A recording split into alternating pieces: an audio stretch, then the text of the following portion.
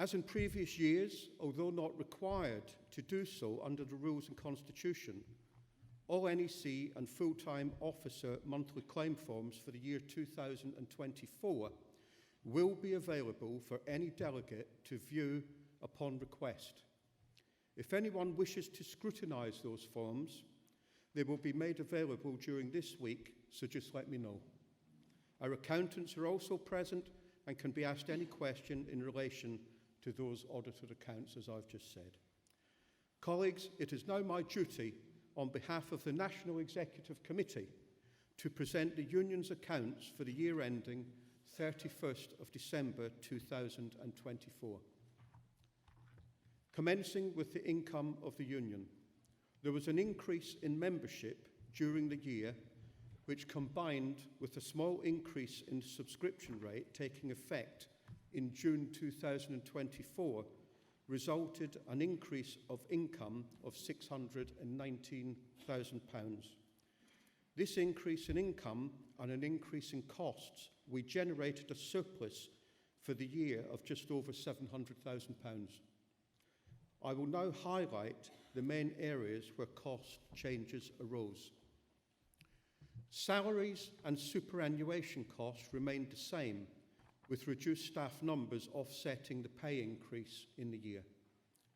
Travelling and meeting expenses again increased by £57,000 to £349,000, mainly due to the increased hotel costs. We expect these may increase further, but continued use of online meetings should keep costs below pre-pandemic levels.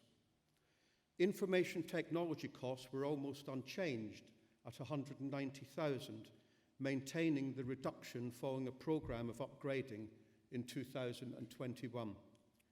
Repairs and renewals increased by £22,000 to £78,000, mainly as a result of increases in ongoing maintenance contracts plus redecoration costs at Linden House. Legal and professional charges have increased by £95,000. This maintains the reduction in work being carried out by Thomson's under the agreed cap fees. £498,000 of cap payments were refunded in 2024, and £448,000 is available for refund this year, which has already been paid back to us. Turning now to the balance sheet, there were no changes in the value of the properties in 2024 after a full revaluation at the end of 2023. Our net current assets increased by £750,000, principally due to the amount held in the General Fund Bank following the refund from Thomson's. This, together with the increase in income and control of costs, means that the overall net assets of the Union increased by £734,000 and now stand at £7,149,000. The Provident Benefit Fund has again been able to contribute the full amount of death benefit paid during the year. There is £112,000 in the fund available for future death benefits. Colleagues, I must also report on the amount paid by the Union in death benefit, which sadly was £163,000, if you've just seen during the couple of minutes silence that we had.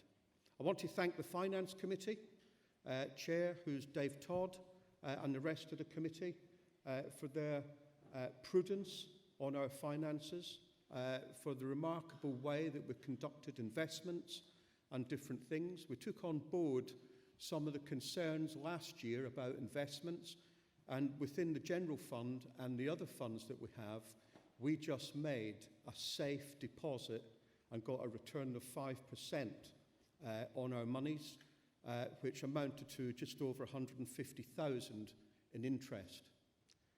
We decided not to do any further investments in the markets, and I'm pretty glad we didn't because of the trade tariffs that we've seen and the markets collapsing around us, although they have recovered. But we all know if we did go down that route in the future, then of course we would make sure that there was diversification of the funds to ensure that we get a decent return and so forth.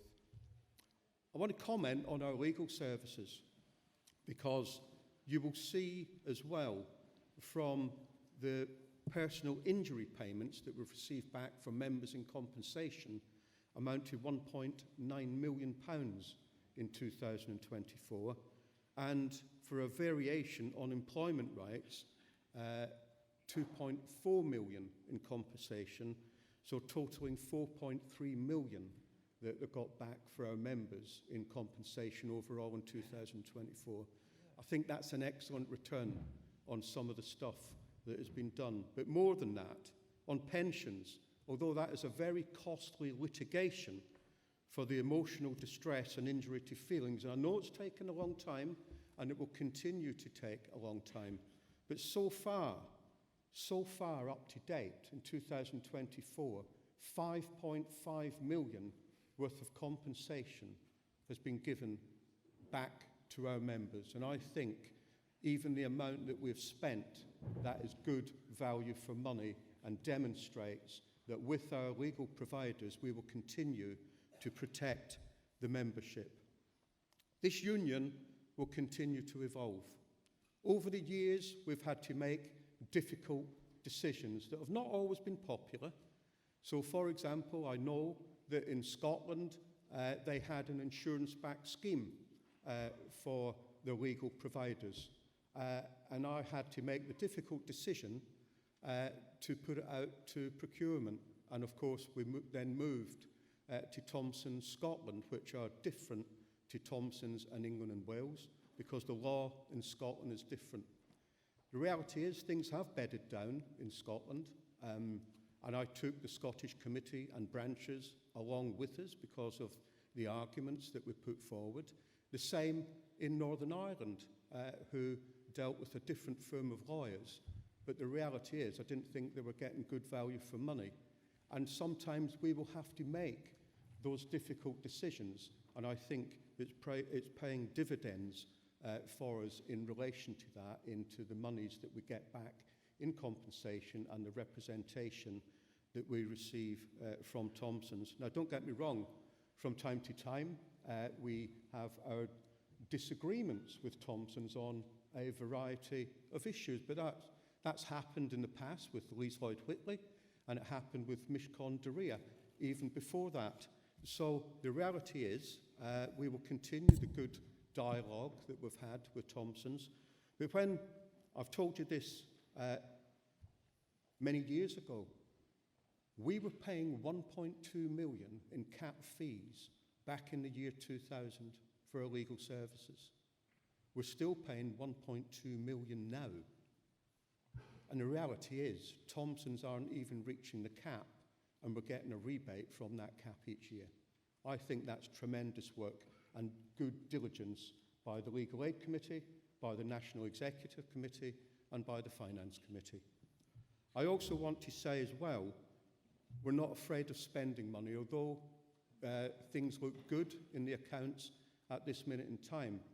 We have got to continually evolve. We can't keep doing the things that we've done in the past just because we've always done them in the past. And I think the social media campaigns that we're now running are excellent. We've introduced podcasts through Simon Sapper. We've got a media strategy, and we're using the Education Fund for media training, and we will be using it also for a variety of other educational purposes, not just for the National Executive Committee, not just for full-time officers, but use delegates and other POA members as well, because effectively there'll be a lifespan up here, and we need to make sure that going forward we have the correct people coming forward that are experienced, that are trained well, and had the same benefits as what we've had and the education that we've had through good training by your trade union. So I look forward to using that fund, because we've got nearly £500,000 in that fund, and we will continue to use that in bespoke programmes going forward. We've invested in Unity Consulting.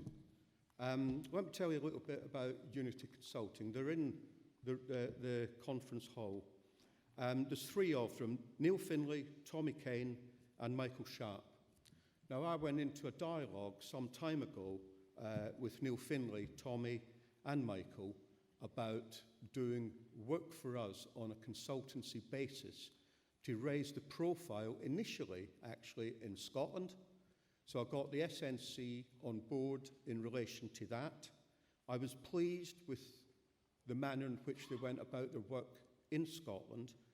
Neil Findlay, I've known many years. Neil had 18 years in local government and Scottish Parliament, and he's been a tireless campaigner on social justice, a trade unionist at heart, and he's come up with some brilliant ideas for this trade union jointly that we take forward in discussions, and we agree a pathway in relation to it. But of course it costs money, but I think, again, it's an educational process and one which we're glad that we've brought them on board. Tommy was a senior political advisor and senior research in the Scottish Parliament, so Tommy's knowledge will be of great valuable to the POA. And Michael Sharp is the former General Secretary of the Scottish Labour Party. So all that combined knowledge can do us only good, I think, and I know they do work with other trade unions. So we will continue that investment with them, and I think we're going to see much benefit from that going forward. Charlie Allen, I've got to say, has done a brilliant job in Parliament for us. He liaises with myself, Mark, and other members of the executive, taking our strategies forward, whether that's through the Justice Union Parliamentary Group or the Trade Union Coordinating Group. I think it's fantastic, the work that's been done. So we never stand still. So although the accounts look pretty good, we've still got to be careful, and you've heard me say that lots of times over the last 20 years or so in relation to our finances. They're looking good at the moment. I laid down a challenge to use delegates a couple of years ago, and by God, you've risen to that challenge, because I challenge you to go out and recruit members, and that's exactly what you've done. You've recruited those members, and we stand full membership just short of 33,000 at this minute in time. So thank you for doing that. That was absolutely superb effort in relation to it. We will also continue through the Education Fund with our international work, whether that is visiting Israel and Palestine, whether it's visiting Colombia. We sent a delegation to Cuba, including our young members, for 2 years running. That's part of their education. We will be continuing that work in relation to our international work, but I'm going to open it up as well to branch delegates to see if anybody wishes to go as well in 2026. You may not get facility time for it, we probably won't, but you may well have to take your own annual leave.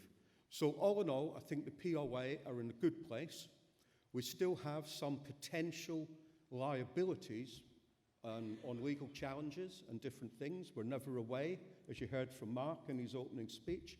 Every time there's an issue in a jail under the Health and Safety Protocol or under the Health and Safety at Work Act 1974, the first port of call that our employer and Secretary of State, irrespective of who the government is to threaten us with legal action. Well, you know what? You can keep threatening, because I've now got another 5 years, along with this executive, and I've never once repudiated any action whatsoever, and I will not repudiate any action going forward. I may criticise afterwards, but I will never repudiate an action that any of our branches ever take, and they will have our full support in relation to health and safety matters. I think it's cowardly of employer and indeed government hiding behind the robes of a judge. Come and talk to us. Have a dialogue with us. Give us our rights back to take formal industrial action when the issue is right. To hide behind anti-trade union legislation since 1994 is not just a stain on them, It's a stain on society, quite frankly, because there's no other workers treated like that. So we will always have a reserve pot of money in relation to attempting to preserve your rights at work, and if that means continuing legal challenge after legal challenge, that's exactly what we will do. Conference, I move this report. Thank you.